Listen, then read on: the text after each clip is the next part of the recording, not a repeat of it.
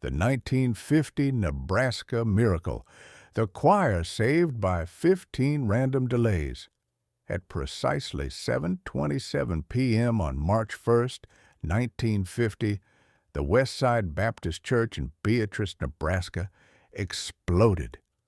The blast demolished the building, hurling bricks and timber across the neighborhood, shattering windows blocks away, and sending flames leaping into the cold winter night. It was the kind of catastrophic explosion that should have killed everyone inside. But there was no one inside. Every Wednesday evening at 7:20 p.m., 15 members of the church choir gathered for practice. They were reliable people, punctual by habit and conviction. For years, they had arrived on time, week after week, settling into the church basement to rehearse hymns under the direction of their choir director. On this particular Wednesday, choir practice was scheduled as usual, 7:20 p.m., same as always. Yet on this night, for 15 different reasons, every single choir member was late. The minister's family couldn't get their daughter's dress ironed in time. One woman's car wouldn't start. A mother and daughter were delayed finishing a geometry homework problem. A high school student lingered to hear the end of a radio program. A pair of sisters couldn't wake their mother from a nap. Each person independently ran behind schedule by minutes that would save their life. When the church exploded at 7:27 p.m., all 15 choir members were still en route, approaching from different directions across the small town. They arrived separately to find their church destroyed and themselves miraculously alive. This is the story of what has been called the Nebraska Miracle, a documented case of coincidence so statistically improbable that even skeptics struggle to explain it, and believers see the unmistakable hand of divine intervention. The church and the choir Beatrice, Nebraska, in 1950 was a quiet farming community of about 12,000 people in the southeastern part of the state. The Westside Baptist Church sat at the corner of 19th and Court Street, a modest white frame building that served as a spiritual home for working-class families in that part of town. The church choir was typical of small-town congregations across mid-century America. Its 15 members ranged from high school students to retirees, united by faith, community, and a love of gospel music. They weren't professional singers. They were farmers, shopkeepers, housewives, and students who volunteered their time because singing in the choir meant something to them. Reverend Walter Klemple served as the church's pastor, leading services with his wife LaDonna, who played piano for the congregation. Their daughter Marilyn, a high school sophomore, sang soprano in the choir. The Klemples lived a few blocks from the church and were pillars of the congregation, the kind of steady, dependable people small-town churches are built on. Joyce Black was the choir director, a dedicated musician who took her responsibilities seriously. She was punctual to a fault, always arriving early to organize sheet music and prepare the practice space. Her reliability made what happened on March 1st even more extraordinary. Choir practice at 7:20 p.m. every Wednesday was an established routine. Members planned their evenings around it. Dinner needed to be finished by 6:45. Chores had to be done before 7. The farmers among them arranged their work so they could be in town by practice time. This wasn't a casual gathering where people drifted in whenever. It was a scheduled commitment that people honored. Until March 1st, 1950, when suddenly, inexplicably, no one could get there on time. 15 different delays. The details of why each choir member was late that night have been documented by journalists, researchers, and investigators who interviewed all 15 survivors in the days and weeks following the explosion. Their stories are remarkably specific, mundane, and diverse. Exactly what you'd expect from genuine accounts rather than fabricated excuses. Reverend Walter Klemple, his wife LaDonna, and daughter Marilyn were delayed because Marilyn's dress needed ironing. She was supposed to be ready by 7:10 to drive to the church, but the dress still had wrinkles. LaDonna insisted on pressing it properly. It wouldn't do for the pastor's daughter to arrive looking disheveled. This ordinary act of maternal care kept them at home until 7:25. Joyce Black, the choir director, was never late, except that night she found herself inexplicably drowsy after dinner. She decided to lie down for just a few minutes, telling herself she had plenty of time. When she woke with a start, it was 7:15, too late to arrive before practice started. She rushed out the door, frustrated with herself, arriving just in time to see the explosion. Marilyn Paul and her mother, Mrs. F.E. Paul, were working on a geometry problem at their kitchen table. Marilyn was struggling with the homework, and her mother was helping her work through it. They kept saying, "Just one more minute," as they tried to solve it. Time slipped away as they focused on finding the answer. They finally left home at 7:22. Royana Estes had planned to give another choir member a ride, but ended up running behind schedule because she was helping her mother with household tasks that took longer than expected. Small delays compounded, one more dish to wash, one more item to put away, until suddenly she was rushing out the door late. Sadie Estes, no relation to Royana, stayed late at work to finish a letter. It was almost done, just a few more lines, and she didn't want to leave it for the next day. The letter stretched longer than she expected.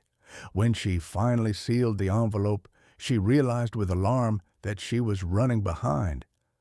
Mrs. Schuster and her daughter Susan faced a particularly frustrating delay. Their car wouldn't start. They turned the key repeatedly, hearing only a grinding noise. Mrs. Schuster's husband worked on the engine while they waited anxiously, finally getting it running around 7:20. They were still blocks away when the explosion occurred. LaDonna Vandergrift, a high school student, was listening to a radio program, a suspenseful serial drama that had her captivated. It was nearly over.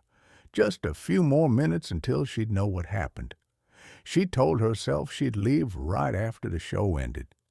It went a few minutes past its usual slot, keeping her home until 7:25.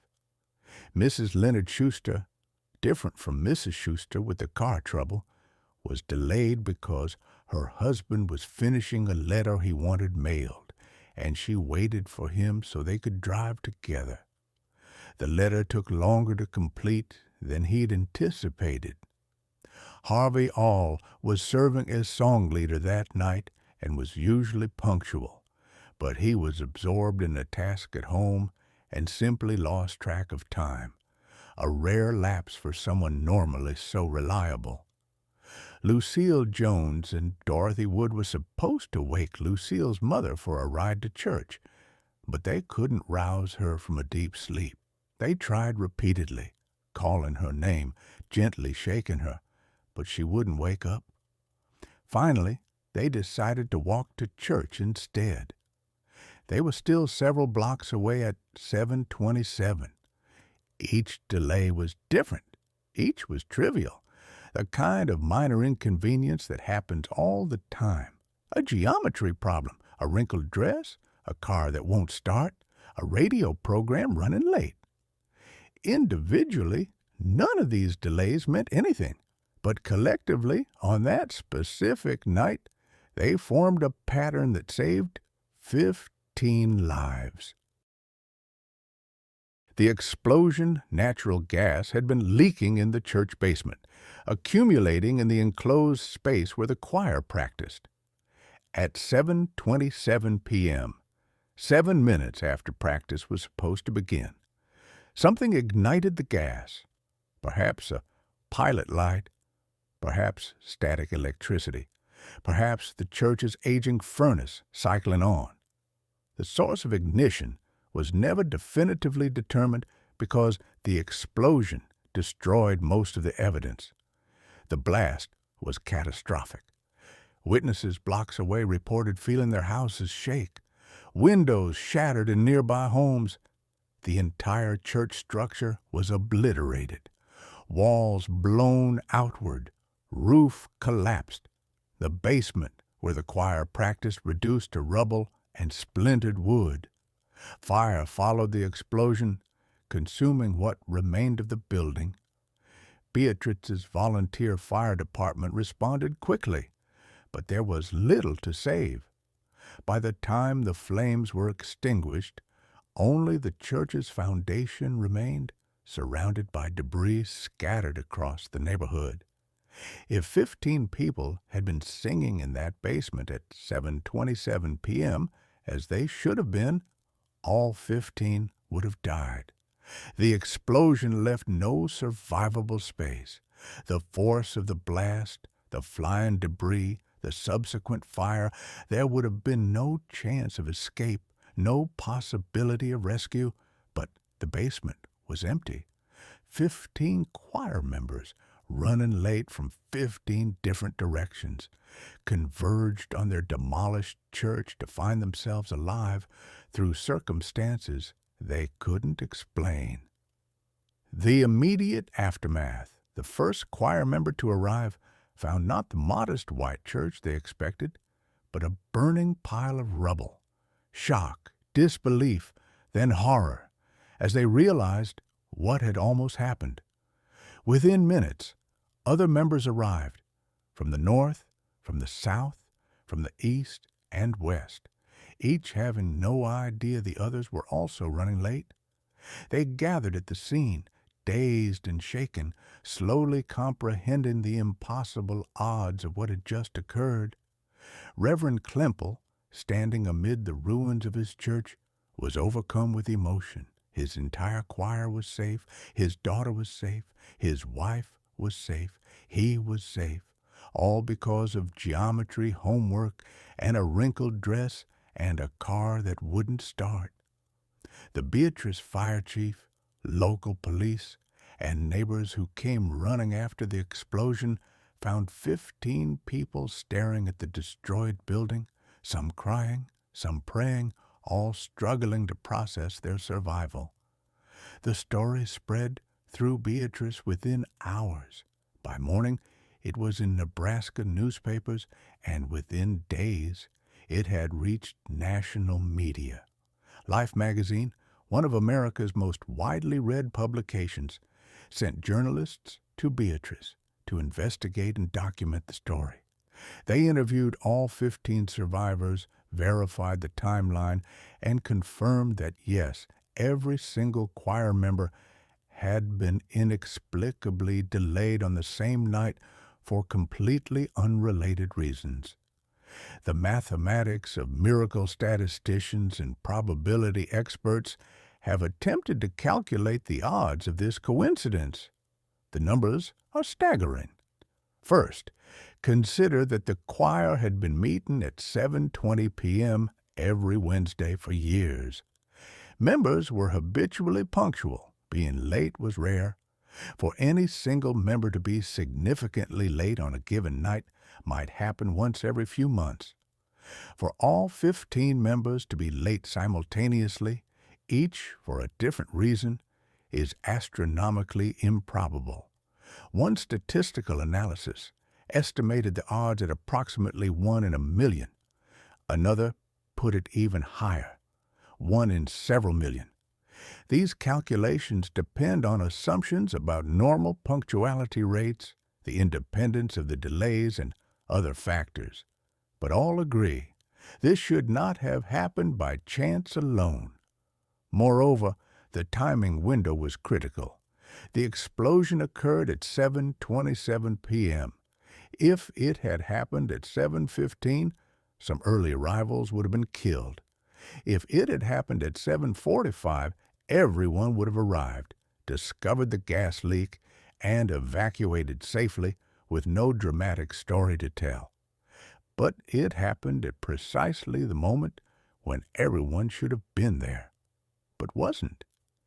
Skeptics argue that we only hear about this case because of the explosion.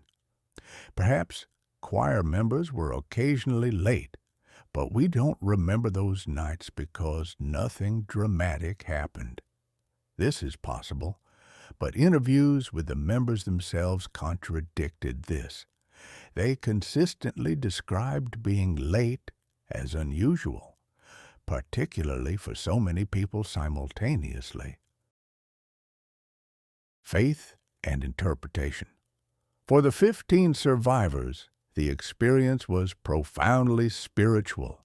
Many described it as divine intervention, God directly acting in the world to preserve their lives. Reverend Klemple preached about it in subsequent sermons, holding it up as evidence that God watches over the faithful. I was supposed to be there at 7:20. Marilyn Paul later told journalists, "We were all supposed to be there, but God kept every one of us away." For her and many others, there was no other explanation that made sense. The coincidence was too perfect, too precisely timed, too comprehensive to be random chance. Others in the congregation and community, while grateful for the survival, struggled with theological questions the event raised. If God intervened to save the choir, why didn't he prevent the explosion altogether? Why destroy the church building? And what about other tragedies where people aren't saved? Does God choose who lives and dies based on criteria we can't understand? These questions have no easy answers. The Nebraska Miracle, like all supposed miracles, can be interpreted as divine action or as statistical inevitability. Somewhere among billions of events, extraordinary coincidences must occasionally occur. Both explanations require a form of faith. Faith in a God who intervenes in human affairs, or faith that randomness can produce patterns that seem impossible. The skeptical view. Skeptics note that human memory is fallible and that people tend to remember events in ways that fit meaningful narratives. Perhaps some choir members were occasionally late, but forgot about those times because nothing dramatic resulted. Perhaps the never-late characterization was somewhat exaggerated in retrospect. Additionally, some skeptics point out that 15 people with busy lives and complex schedules being delayed by minor issues isn't actually that unusual. What's unusual is that something catastrophic happened during one of those times. In other words, the explosion is what makes the lateness memorable and seemingly miraculous, not the lateness itself. However, this skeptical interpretation struggles with the comprehensiveness of the delays. It wasn't just most of the choir. It was all 15 members. It wasn't just one reason. It was 15 different unrelated reasons. And the timing wasn't just sometime that evening. It was precise enough that everyone was still en route when the explosion occurred. Life after the miracle. The West Side Baptist Church was rebuilt, and the congregation continued. The choir reformed and continued practicing, though one imagines they were more forgiving of late arrivals after March 1st, 1950. The 15 survivors went on with their lives, carrying the story with them. Some spoke about it publicly for years. Others preferred to keep it private, a personal experience too profound to casually discuss. Marilyn Klemple Paul, the pastor's daughter who needed her dress ironed, gave occasional interviews about the event throughout her life, always maintaining that it was divine intervention that saved them. The story has been documented in books about miracles and unexplained phenomena. It's been featured in television programs about strange coincidences and divine intervention. It's taught in some churches as evidence of God's protective power, and it remains one of the most thoroughly documented cases of seemingly impossible timing in modern history. What really happened? 70-plus years later, we can examine the Nebraska Miracle from multiple perspectives, but we cannot definitively say what really happened, at least not in the sense of explaining why it happened. The facts are undisputed. 15 choir members were supposed to be in a church basement at 7:20 p.m. on March 1st, 1950. All 15 were delayed for different reasons. At 7:27 p.m., the church exploded with enough force to kill anyone inside. All 15 survived.